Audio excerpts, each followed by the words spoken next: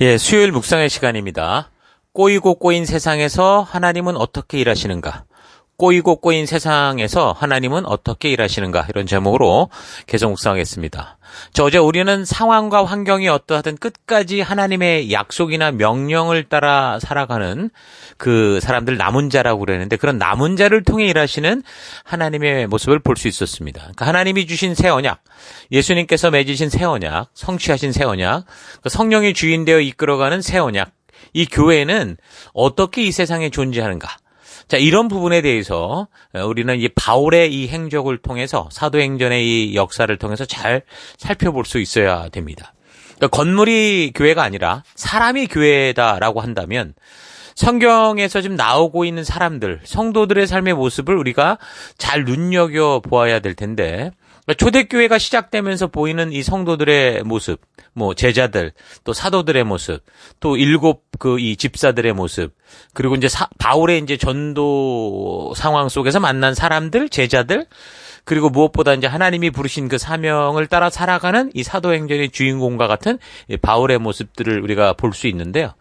이들 모두가 하나님의 교회요, 또 성도들로서 과연 어떻게 살아가며 무엇을 추구하는가 하는 것은, 이들이 뭘 말하고 있고 왜 이런 일이 벌어지는가 하는 것은 오늘날 교회와 성도가 하나님의 새 언약 백성으로 존재하는 구체적인 이 모습들을 보여주는 것이고, 오늘 우리가 깊이 묵상해야 될 것이다라는 거 절대 잊어서는 안 됩니다. 그래서 우리는 사도행전의 역사를 통해서 새 언약이 성취되고 시작된 이 교회의 역사를 잘 살피면서 우리가 이 시대에 어떤 삶을 살아가야 하는지를 잘 분별하고 그런 깨닫는 시간들이 될 수 있기를 바랍니다. 그냥 성경 이야기가 아니라 바로 성도인 내가 어떻게 지금 이 시간을 살아가야 하는가 하는, 하나님의 백성이요, 증인이요, 빛과 소금된 백성으로 살아갈 나에게 하나님께서 말씀하시는 그 내용이다라는 거 잊지 마시고, 이것을 믿고 또 성실하고 차분히 또 깊고 정확하게 이 말씀들을 짚고 또 살펴보고 넘어갈 수 있기를 바랍니다. 자, 이제 바울이 3차 전도 여행 후에 예루살렘에 와서 결국 유대인들에게 붙잡혀 죽을 고비를 넘겨가면서도 복음을 전하는 것을 멈추지 않고 있었는데, 지금 이 상황에서 아무도 바울을 보호하거나 변호할 수 없는 그런 상황이라고 그랬죠. 홀로 남아서 너무도 두려운 그런 상황이었는데, 그때 이제 예수님께서 나타나셔서 네가 이렇게 전하는 복음을 로마에서도 전하게 될 것이다, 이렇게 이제 말씀을 하십니다. 자, 그러면 천지의 주자가 되시는 하나님께서 말씀하셨으니까 이제 금방 로마로 가는 길이 열리게 되고, 또 그곳에서 전도할 수 있는 기회가 있을 거라고 우리가 생각할 수 있을 텐데, 근데 이런 말을 듣고도, 이런 약속을 듣고도 바울은 그가 잡혀갔던 가이사랴 그 감옥에서 2년이라는 시간을 보내게 됩니다. 그러니까 창조주 하나님, 만유의 주제, 이 역사의 주관자가 말씀하시고 약속한 건데도 그것을 성취하는 시간이 2년이 흘러가더라는 거죠. 그렇다면은 오늘날 우리와 같은 성도들에게는 내가 들었던 음성이 주님의 음성이었는가? 2년 전에 그때 들었다고 하면 그게 기억이나 나겠습니까? 의심이 되고 절망하고 또 하나님을 원망하는 그런 삶을 살았을 수도 있겠죠.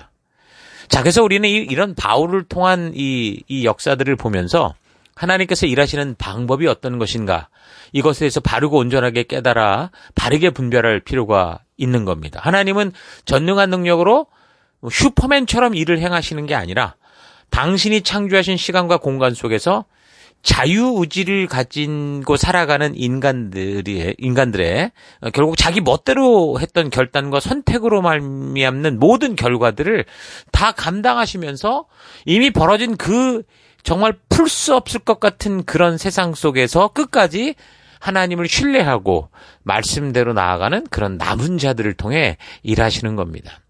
믿음이 너무너무 중요한 거예요.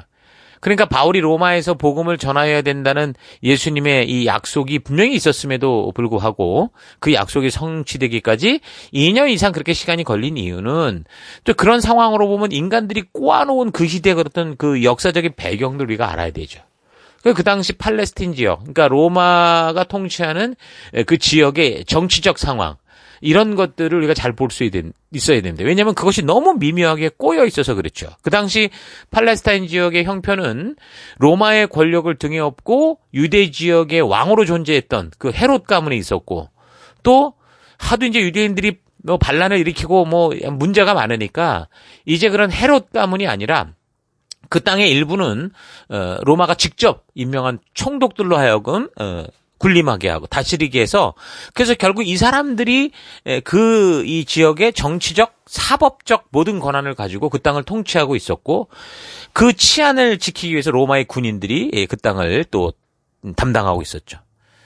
그러니까 로마는 좀 특별하다고 하면 특별하다고 할 수 있는 유대인들을 통치하기 위해서 팔레스틴 지역을 전부 쪼각쪼각 내가지고 다 각기 다른 통치자들에게 그 땅을 다스리게 함으로 해서 유대인들이 그 땅에서 하나로 뭉치지 못하도록. 그래서 심지어 자기들 이 유대인들 안에도 어떤 적당한 어떤 그 권리를 주어서 자기들끼리도 권력을 가지고 내부 경쟁을 벌이는 그런 상황을 만들어서 이 지역을 다스리고 통치했던 겁니다. 그래서 유대인들의 경우는 사내들인 공의회라는 그 자치 의결 기관이 있었는데 이제 여기에 이제 대제사장, 물론 이건 아론의 혈통으로 내려와야 되는 사람인데 아론의 혈통이라고 해도 정당한 이 상황을 따라 이 장남들이 이어져 갈 수 있어야 되는데 이제 그게 뭐 그때는 뭐 돈 주고 뭐 권력의 암투로 이렇게 쟁취한 그런 경우가 많았는데 어쨌든 이 대제사장들 그리고 서기관들이 있었고 또 그 안에 우리가 자주 말하는 것처럼 사두개인과 바리새인 이렇게 또 구성되어서 늘 이제 경쟁적인 관계였었고 또 국민들은 뭐 헤롯 땅, 그러니까 결국은 그냥 말하면 일제 시대의 일본 이 일제 앞잡이가 되는 것처럼 그런 헤롯 땅도 있었고 또 이제 독립군 같은 열심당파 이렇게 또 백성도 다 나뉘어서 싸우고 또 거기에다가 이제 로마는 어쨌든 통치하는 나라들 속에서 세금을 걷어다가 다 피를 빨아먹는 나라였으니까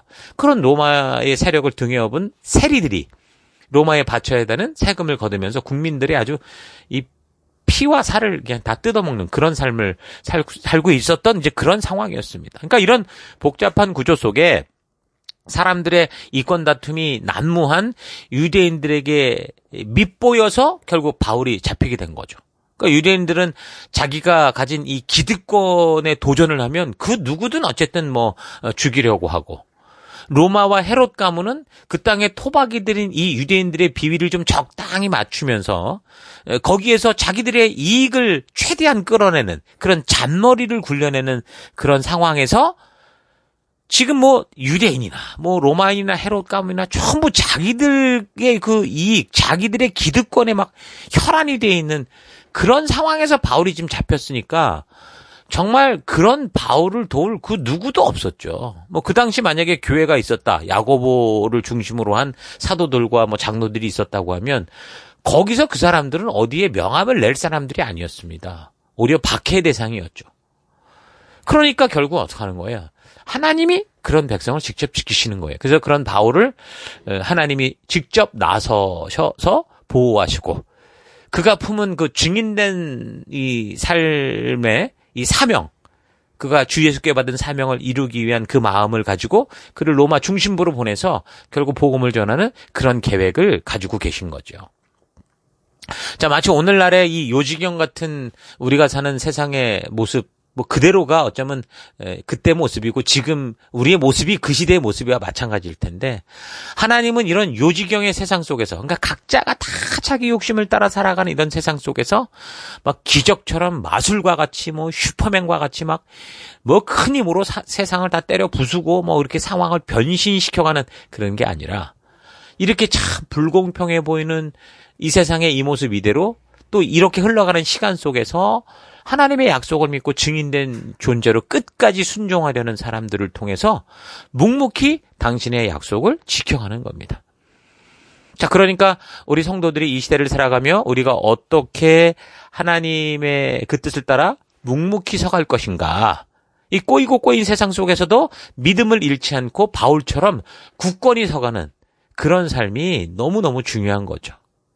여러분, 교회 안에서 뭔가 큰 일을 하는 것보다 우리가 이 교회 속에 모여서 우리에게 주신 사명대로 살아가는 것이 너무 중요한 겁니다. 무슨 우리가 정말 능력 있는 기도를 해서 이 세상을 발칵 뒤집어 엎고 북한 정권을 확 무너뜨리고 이런 게 아니고 또 기도를 통해서 우리가 기도만 하면 하나님이 마치 무전기로 우리의 이런 기도를 듣는 것처럼 막 들으시고 막 하나님이 막 우리가 원하는 대로 움직이고 막 우리가 원하는 바를 막 척척척 만들어내는 그런 삶의 신앙이 아닙니다. 그런 일이 없어도 우리가 살아갈 바는 오직 믿음, 하나님의 살아 역사하실 것에 대한 신뢰, 하나님의 약속은 반드시 이루어진다라고 하는 그 믿음의 길에 우리가 묵묵히 서서 그 증인된 삶을 살아가는 거. 이게 성도의 삶이고 너무너무 중요한 성도의 태도인 겁니다. 자, 이 세상에는 정말 억울한 죽음과 불공평해 보이는 일들이 너무도 많지만 하나님은 이미 그 진실을 다 알고 계십니다. 그래서 그 억울함과 불공평으로 인해서 당신이 힘을 가지고 들어와서 그냥 파리채로 파리 잡듯이 다 잡아 없애는 게 아니라 오히려 그 주신 자유의지를 우리에게 지켜주시고 함께 하시기 위해서 그 하나님의 그 인도와 그 뜻을 거스리는 그 사람들의 삶을 보면서 하나님도 참 함께 울고 계시는 거죠. 가슴 아파하시고. 그래서 결국 끝까지 그럼에도 불구하고 믿음으로 가는 자들, 그들과 당신의 뜻을 계속 이루어 가시는 그런 하나님이시다라는 거 여러분 잊지 마시고요. 언젠가 다가올 하나님의 공의로운 심판의 날을 우리가 기다리며, 심판의 날이, 재림의 날이 우리 시대에 올 수도 있지만 우리는 얼마 길지 않은 인생을 살기 때문에 우리가 그 심판대로 앞으로 갈 수도 있잖아요. 그러니까 그런 날을 기다리며 우리 각자가 보내받은 삶의 또 곳곳에서 우리의 삶의 그 주변의 상황과 환경이 어찌 되어 가든지 우리는 변함없이 하나님과의 약속을 지켜가는 그런 여러분 될 수 있도록 힘내시기 바랍니다. 이 세상을 조금 더 변화시킬 수 없는 우리의 너무도 연약한 모습을 보며 이 세상은 고사하고 나의 가정, 내 자녀, 우리의 부모, 가까운 친구들조차 변화시킬 수 없는 정말 우리의 이 연약함, 이 한계를 우리가 좀 철저히 느끼고 공감해야 됩니다. 그래야 어떻게 해요? 겸손할 수 있잖아요. 그래서 우리는 겸손해서 간절히 하나님의 도움을 구해야 돼요. 기도해야 됩니다. 그래서 하나님의 신실한 약속을 믿고 우리 삶의 현장에서 우리는 말씀 그대로 살아감으로 말미암아, 순종함으로 말미암아 하나님이 우리를 통해 당신의 일을 이루실 수 있도록 믿음의 길을 걸어가야 하는 겁니다. 그래서 우리가 바라보는 삶의 안목은 절대 이 세상 우리가 보이고 느끼는 게 아니라 저 천국이다라는 거 절대 잊지 마십시오. 그게 이미 사도 바울도 우리에게 말씀했던 겁니다. 고린도후서 4장 18절. 우리가 주목하는 것은 보이는 게 아니요, 보이지 않는 것이니 보이는 것은 잠깐이요, 보이지 않는 것은 영원합니다. 보이는 건 말 그대로 우리가 이 세상에서 보고 느끼는 것이고, 보이지 않는 게 뭡니까? 그건 하나님의 약속인 거죠. 하나님이 우리에게 하신 그 약속이 보이지 않지만 영원하다라는 겁니다. 우린 그걸 믿고 사는 거예요. 그래서 하나님이 우리에게 영원한 그런 생명을 약속하신 겁니다. 그래서 우리의 진정한 삶은 이 땅이 아니라 우리의 본향 천국이라는 것. 그래서 잠깐 살고 없어질 지금 살아가는 이 세상에서 우리가 좀 불편하게 살고 억울하게 살고 불공평해 보이는 삶을 산다고 해도 우리에게 약속된 영원한 이 세상을 기억하면서 그곳으로 인도하신 하나님을 믿고 우리는 이 땅 가운데 이 어둠 속에서 빛을 밝히는 그런 신실한 순종의 삶을 살아갈 수 있기를 바랍니다. 자, 아무튼 이 바울의 문제는요, 그 당시에 여러 가지로 쉽게 해결된 문제는 아니었습니다. 그 당시 공식적인 통치권이 로마 또는 헤롯 왕에게 있었고, 로마는 이 사내들인 공의회에서 유대인 나름대로 사법, 입법, 행정적 기능을 가지고 어느 정도 자치적으로 정치할 수 있도록 해주었지만, 이런 상황에 예수를 믿는 어떤 그 그리스도교, 아까 말한 야고보를 비롯한 사도들과 성도들이 들어갈 이런 공간은 없었죠. 오히려 이 정치 권력, 종교 권력을 가진 사람들이 볼 때 예수를 믿는 그리스도교는 완전한 악질 이단이었죠. 항상 사회를 혼란하게 하는 존재로 보고 그래서 탄압하고 억압하는 형태였던 겁니다. 그래서 예루살렘 교회는 가난했고 핍박과 어려움들이 계속 있었기 때문에 바울은 그가 전도를 위해 가는 곳마다 예루살렘 이런 교회를 위해서 구제 헌금을 모아서 보내려고 노력한 거고, 야고보도 거기서 바울로 인해서 자극을 줘서 유대인들의 끔찍한 탄압과 억압이 막 생기지 않도록 그렇게 노력을 했던 겁니다. 근데 이제 바울 같은 경우는 이런 유대인들의 정치 구조를 잘 알고 있었기 때문에 이 예루살렘을 복음화시키는 일은 사실 불가능하다는 거는 이미 알았겠죠. 그러나 중요한 것은 뭡니까? 그가 이 주 예수께 맡은 사명, 이 복음을 적어도 이들에게 듣게 하는 거, 이것을 위해서 정말 그는 예루살렘에서 죽음을 각오하고 선포하는 삶을 산 것이고, 이제 그곳에서 선포된 것을 하나님이 아셨고, 그래서 너를 로마로 보내겠다라고 하셨기 때문에 이제 로마로 가는 그런 길을 가게 되는 겁니다. 그러니까 유대 예루살렘의 치안을 담당하던 로마의 천부장이 볼 때도 이 바울과 얽힌 이 문제는 유대 자치기구, 그러니까 사내들인의 힘으로 이게 해결되는 게 아니라는 걸 알았죠. 거기에다가 그러니까 사내들인 공의회는 막 무조건 바울을 죽이려고 그러고, 근데 바울은 지금 로마의 시민권을 가지고 있는 사람이었기 때문에 이게 로마의 천부장이 사실 뭐 사람 하나 죽이는 거 뭐 어렵겠습니까? 근데 로마의 시민이라는 이것 때문에 바울을 함부로 할 수 없었기 때문에 뭐 그래서 할 수 없이 이제 실제적인 통치권, 정치적 권력을 가지고 있었던 가이사랴 지역으로 보내는 겁니다. 그 로마 총독이 거기 있었으니까. 그래서 이제 그 이 공식적인 이 정치 채널을 통해서 이 문제를 해결하려고 한 거죠. 뭐 그렇지 않아도 이 점령지 같은 데서 벌어지는 반란, 뭐 이 소요 사태 같은 경우는 물론 그렇게 반란을 일으키는 민족은 나중에 거의 뭐 그냥 전멸되다시피도 하지만, 일단은 그 땅을 통치하는 통치자들도, 그러니까 정치가들도 자기들의 이 타이틀이 왔다 갔다 하고 목숨이 왔다 갔다 하는 그런 문제였었기 때문에, 그러니까 자꾸 이제 이런 약점을 빌미로 군중의 힘을 가지고 덤벼드는 유대인들과 또 로마 시민권을 가지고 있는 바울, 이 문제가 쉽게 해결될 문제가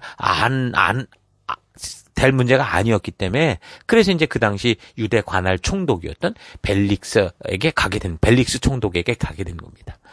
이 당시의 총독들은 또 어떤 존재였냐? 정말 정치적 여우들이죠. 그런 눈구렁이들이라고 보면 됩니다. 위로는 지금 로마의 권력들이 얼마나 많았어요. 그 밑보이지 말아야 되니까 뭐 부지런히 밑에서 잡아 뜯어다가 위로 갖다 바치고 또 자기 배도 채우고 이래야 되는 사람들이었거든요. 그 아래에선 또 백성들이 지금처럼 막 집단의 힘으로 막 위협하고 아우성치고, 그러니까 이 사람들이 그 중간에서 정말 머리를 굴려야, 그래야 그 자리도 유지하고 자기 재산도 늘리고 또 위에 있는 이 사람들로부터 이 안정적인 이런 이 위치도 확보할 수 있었던 그런 상황이었죠. 그래서 이제 그런 사람, 이 벨릭스 총독 같은 경우가 이제 이 재판을 맡으면서, 그러니까 유대인들이 요구하는 바도 있고, 또 바울도 있고, 그러니까 유대인들의 환심도 사고, 또 바울에게도 좀 뭘 좀 뜯어낼까 싶어가지고서 이 바울을, 이 사건을 가지고 잠깐에 끝낸 게 아니라 2년간 바울을 구류해버립니다. 2년 동안 뭐 나와봐라, 뭐 얘기해봐라, 또 듣고 또 들여보내고 또 듣고 보내고 이런 식으로 해가지고. 그러니까 이런 상황이면 어떤 문제를 빨리 풀어야 뭐 다음 삶을 살아갈 거 아닙니까? 그런 일반인들의 입장에서는 이건 속 터지는 일일 수밖에 없죠. 바울도 이 전도의 사명을 가진 자로서 정말 하루하루가 소중한 날이었을 것이고, 또 거기에다가 지금 하나님이 분명히 예수님을 통해 약속하신 로마 전도의 그런 분명한 비전이 있었기 때문에, 이렇게 잠깐 잡혀와가지고 그냥 2년이나 오랜 시간을 아무 이유 없이 묶어두는 것에 대해서 어떻게 보면 상당히 마음이 상하고 하나님께 원망스러운 생각이 들었을 수도 있을 만하죠.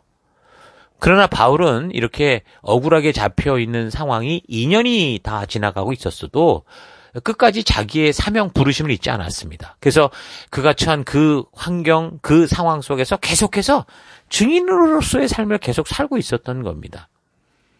바로 그거예요. 그러니까 상황과 환경이 어떠냐가 아니라 우리에게 주신, 하나님이 우리에게 주신 그 사명을 붙들고 있느냐. 이 붙들고 있는 자가 바로 누구예요? 남은 자들이다라는 거죠. 오늘날도 마찬가지인 거죠. 여러분과 저도 어떤 자가 남은 자이겠습니까? 같은 교회에 있어도 남은 자, 하나님이 찾으시는 자는 결국 하나님이 우리에게 부탁하신 이 일들, 이 생명을 낳는 생명의 일들을 위해 끝까지 포기하지 않고 나아가는 사람들이겠죠. 그러니까 바울처럼 남에 의해 구속되지는 않았어도 우리가 살아가는 이 삶의 현실 속에서 생존을 위해 행해야 되는 사실 많은 부담감들이 우리 안에 있죠.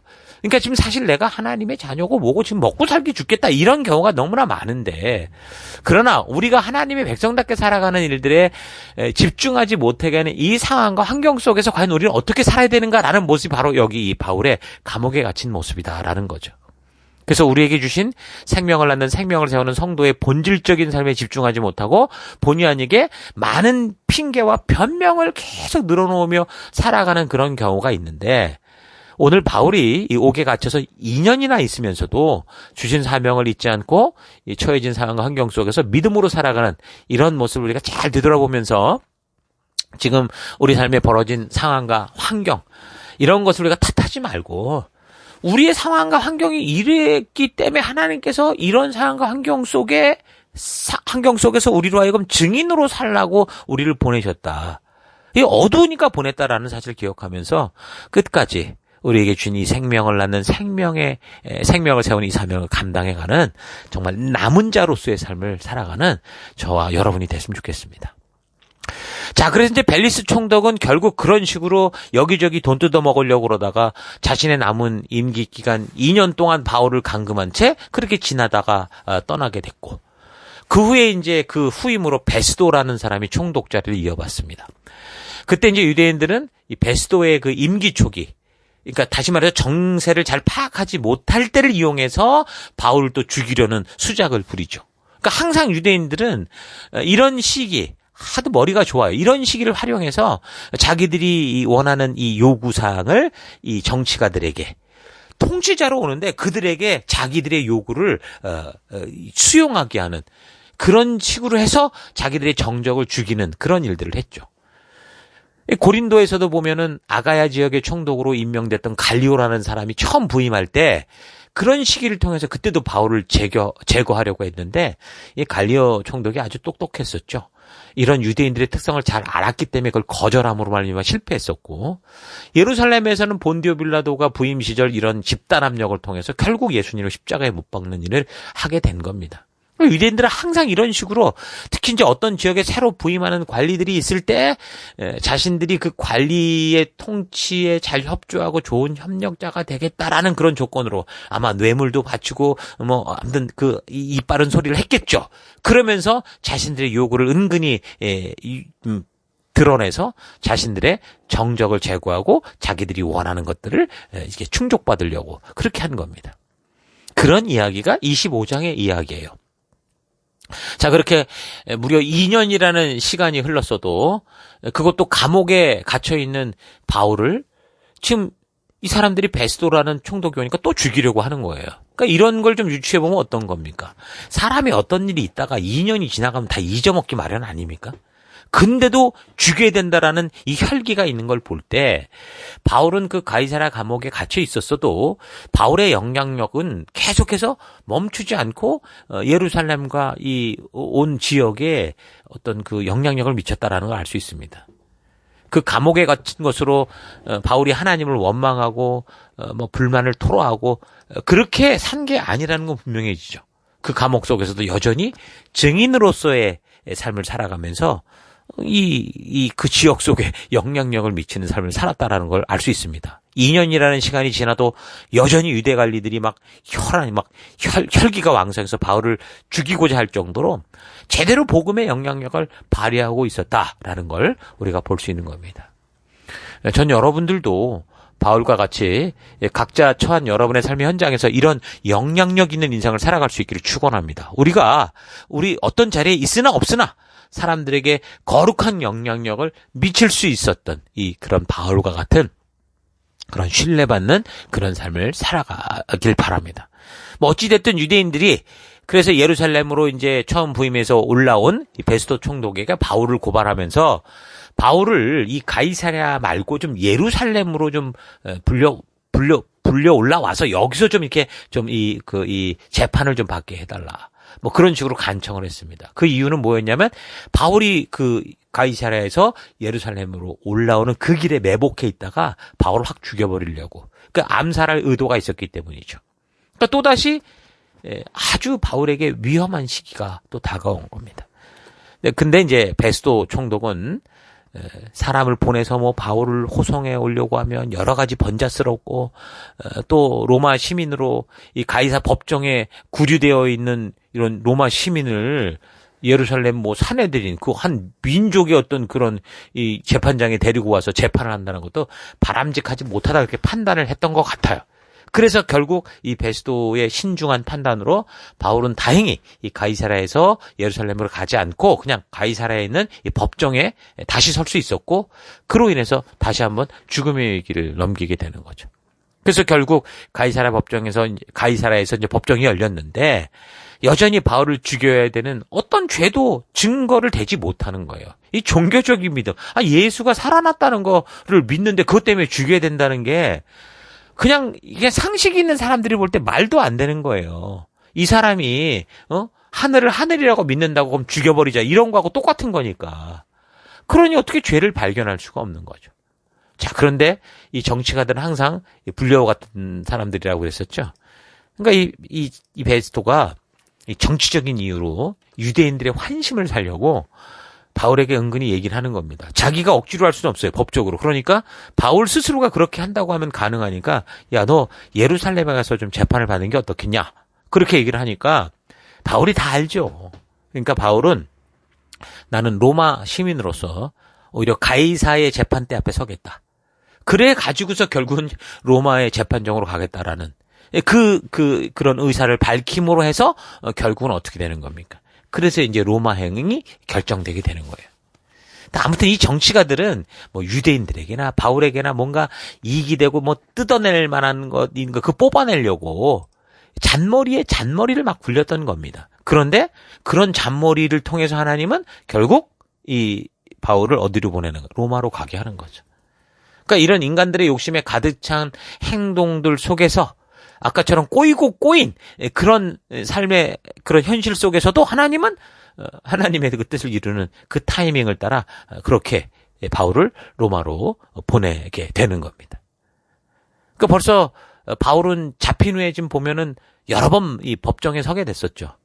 벨릭스 총독에게서 섰고, 그 다음에 또 베스도 앞에까지 섰는데, 이번에도 보니까 또 헤롯 일가의 왕 앞에서 또 섭니다. 그러니까 로마에서 이제 새로운 총독이 부임을 하니까 또 그 지역의 통치자로서 한 로마로부터 인정받은 통치자로서 이제 이 총독을 찾아서 인사도 나누고 어떤 서론 이제 그 연결고리를 만들려고 하는데, 그때 이제 그 유대 지역을 통치하던 이 헤롯 아그리빠 왕이 베스도 총독을 문안하려고 그 방문을 하게 됩니다.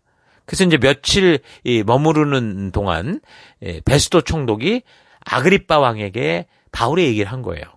그러니까 이 아그리빠 왕이 바울에게서 그 내용이 어떤 건가를 좀 직접 듣고 싶다. 그래가지고 또 법정이 열리게 된 겁니다.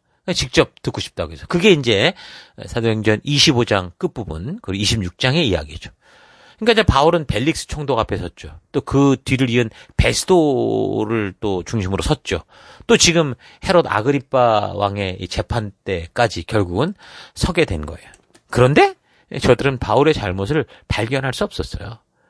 잘못이 없으니까. 그러니까 바울이 결국 가이사에게 항소를 했기 때문에 사실은 뭐 결국 로마까지 가지만, 만약에 항소하지 않았다면 이 사람 풀려나야 된다, 이렇게 서로 말할 정도였으니까요. 근데도 분명히 지들도 알면서도 여전히 바울을 붙잡고 놓지 않았던 이유는 뭔가 돈 될 만한 일, 이익 될 만한 그런 것들을 뽑아내려고 한 건데, 하나님은 바울의 이 항소를 통해서 그가 로마 시민이라는 것을 통해서 그를 어떻게 한 거예요? 감옥에 가둔 게 아니라 잘 보면, 크게 보면 가장 안전한 안전지역에 보호를 한 거죠. 그래서 결국 바울을 로마로 보내는 하는 겁니다. 그 유대 민족들이 결국에는 이 바벨론에 의해서 잡혀갔을 때, 그 항상 한참 바벨론이 온 세계를 다 뒤집어 엎을 때였으니까 오히려 이들은 잡혀감으로 말미암아 호랑이 소굴로 들어간 거잖아요. 호랑이가 밖에 나가서 날뛰는데 호랑이 소굴에 잡혀 있었던 겁니다. 제일 안전한 거죠. 그것처럼 바울도 사실 그런 모습이다라고 볼 수 있습니다. 그러니까 감옥 생활이라는 게 뭐 사실 좋지 않게 느껴지긴 하죠. 감옥에서 산다 그러면. 그러나 바울이 만약에 그냥 자유의 몸으로 있었다면 그 이미 우리가 아는 것처럼 바울을 죽이려고 결단했던 40명이 넘는 유대인들에게 어디선가 분명히 암살되어서 죽었을 가능성이 있었죠. 그렇게 보면 로마의 군대가 지키는 그런 감옥. 여기 이 가이사랴에 올 때도 어떻게 했다고 그랬어요? 40명의 이 암살자들 때문에 그 470명의 그냥 무장한 군인을 통해서 보내셨던 것처럼. 그러니까 여기서도 이 감옥은 생활에 있어서는 불편한 것들이 있을 수 있지만 여기처럼 가장 안전하고 생명이 보장되는 이런 데는 없었죠. 그러니까 가장 안전한 곳에 바울이 있으면서 하나님의 때, 하나님이 풀어가시는 그때, 이 복잡한 인간들의 이 욕심 때문에 결국 2년이 돼서야 이게 그 길이 열렸는데 하나님은 그렇게 일하십니다. 그렇게 한 거죠. 또 여러분의 삶 속에서도 어쩌면 감옥과 같이 좀 삶이 불편하고 곤란한 상황이 여러분에게 있다고 해도 이런 바울의 상황을 우리가 잘 기억하면서 우리가 우리 가슴에 품은 하나님의 이 진심을 전하기 위해 하나님이 계획하시고 약속하신 그 언약을 품고 끝까지 믿음으로 이 폭풍송을 뚫고 나갈 수 있는 여러분들 될 수 있기를 바랍니다. 가장 어려운 이 순간이 어쩌면 가장 안전한 것이다 라는 거 잊지 마시고 끝까지 믿음으로 걸어가십시다. 자, 오늘 하루 이렇게 꼬인 세상, 억울한 세상, 내 생각대로 되지 않는 이런 세상 속에서 하나님은 도대체 어떻게 일하시는가 하는 것을 좀 깊이 생각해 보면서 나는 이렇게 악이 판을 치는 세상에서 성도요, 증인이요, 사명자로서 어떤 마음의 태도로 살아가야 될지 좀 심사숙고해 볼 수 있기를 바랍니다. 각자의 욕심을 따라 살아가며 꼬일 대로 꼬여가는 이 세상에서 과연 성도인 우리들은 어떻게 살아가야 할까? 하나님께서 일하실 때 이 모든 일을 마술처럼 풀어내서 슈퍼맨 영화에서처럼 결국 권선징악을 이루는 그런 것처럼 그렇게 일하시는 게 아니라고 그랬죠. 그런 세상이 우리 눈에 금방금방 나타나도록 그렇게 일하는 게 아니라 이 모든 일들을 마지막 심판대 앞에서 공의를 따라 각 사람의 행동을 심판하실 건데 그렇다면 우리는 이 땅을 살아가며 어떤 삶을 살아가야 될까? 성도로서 어떻게 사는 것이 옳은가 하는 것을 아주 깊이 분명히 되돌아올 필요가 있죠. 여러분, 성도는 하나님이 부르신 사명을 알고 그래서 부름받은 증인이요, 하나님 나라 백성이요, 열방의 제사장으로서 하나님의 뜻을 온 세상에 전하는 삶을 사는 존재들입니다. 그래서 우리는 우리의 삶의 현장이 아무리 꼬이고 꼬인다고 해도 하나님께서 우리에게 부탁하신 그 말씀, 그 복음을 전하는 자로서 살아가야 되는데 그 살아가는 방법은 하나님이 미리 다 계획을 짜둔 대로 그렇게 그냥 아무 생각 없이 끌려가는 게 아니라 하나님이 미리 우리에게 주신 이 하나님의 법도와 규례와 명령과 계명을 통해 알게 되는 하나님이 원하시는 가치, 하나님의 이 뜻을 따라 그 가치를 따라 살아가야 되는 거죠. 자, 그래서 성도들에게는 내일 우리에게 어떤 상황과 환경이 다가와도 두려워할 필요가 없고 매일 어떤 상황과 환경이 우리에게 다가온다고 해도 하나님이 주신 그 가치를 따라 하나님 백성답게 살아가면 되는 것이다 라는 이 사실 잊지 마시고요. 하나님의 약속을 굳게 붙드는 우리가 되십시다. 하나님의 약속을 듣고도 2년 동안 가이사랴 감옥에서 사명과 비전을 잊지 않고 오히려 감옥 안에 갇혀서 더 큰 일을 행하던 바울과 같이 우리의 환경과 상황을 탓하지 마시고 오직 우리 주님의 살아 역사하심을 믿고 나아갈 수 있는 우리가 되십시다. 한 번 사는 삶입니다. 한 번 사는 삶, 하나님의 자녀답게 하나님의 말씀을 따라 믿음의 길을 멋지게 걸어내는 그런 삶을 살아낼 수 있기를 주의 이름으로 축원합니다. 오늘도 힘내십시오. 잠시 기도하겠습니다. 하나님, 우리의 삶에는 참으로 자기의 욕심에 가득 찬 사람들의 삶으로 가득 차 있는데 그래서 바른 말씀대로의 길을 가면 손해보고 무너지는 세상에서 그런 현실을 핑계로 하나님의 뜻을 따르기보다 세상의 길을 따라왔던 삶을 회개합니다. 우리가 이 세상에서 걷는 길은 세상을 닮아가고 세상에서 머리가 되고자 함이 아니라 우리 하나님의 사랑과 영원히 예비되어진 천국이 있음을 알리는 삶이다라는 거 잊지 않고 이 세상에서 기쁨으로 말씀의 가치대로 나아가는 증인이요 천국을 향한 나그네 된 인생 살아가기 원합니다. 상황과 환경이 나를 주도하지 않고 내가 그 상황과 환경을 말씀의 가치로 이겨내며 어떤 상황과 환경 속에서도 굳건히 하나님의 언약을 따라 믿음의 길을 걸어가는 내가 되기 원합니다. 꼬이고 꼬인 세상을 탓하는 게 아니라 꼬이고 꼬인 세상 속에서도 하나님이 일하시는 그 믿음으로 살아가는 그런 내가 될 수 있기를 간절히 바라옵고 예수님 이름으로 기도했습니다. 아멘.